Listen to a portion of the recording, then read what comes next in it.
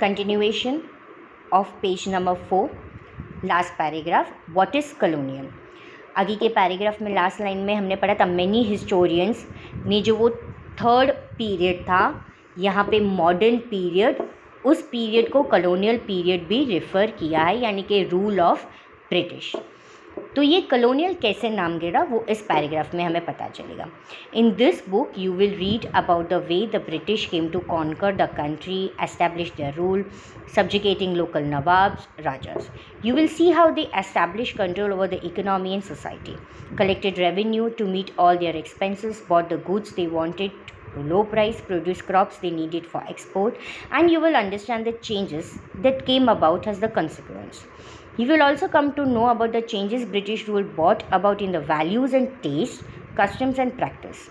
When the subjugation of one country by another leads to this kinds of political, economic, social and cultural changes, we refer to the process of colonization.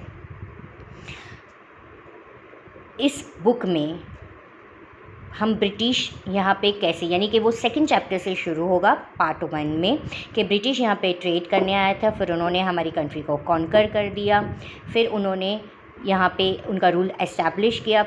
Plus second इस paragraph में हमें ये भी वो समझाना चाहते हैं कि कॉलोनाइजेशन वर्ड कैसे पड़ा, जब उन्होंने हमारे जो लोकल नवाब्स और राजा थे जो रूल करते थे ब्रिटिश के पहले, उनको सब्जेक्ट, यानी कि ये वर्ड का मीनिंग होता है उनको डिफीट करना और उनके टेरिटरी, उनके किंगडम पे रूल करना, कंट्रोल करना। और हमारी इकोनॉमी और सोसाइटी को उन्होंने चेंज कर दिया क्योंकि सारा कंट्रोल उनके हाथ में आ गया। कलेक्टेड रेवेन्यूज़, उनके एक्सपेंस को मीट करने के लिए उन्होंने दीवानी राइट्स यानी रेवेन्यू कलेक्ट करना शुरू कर दिया। ये भी हम थर्ड चैप्टर में डिटेल में पढ़ेंगे।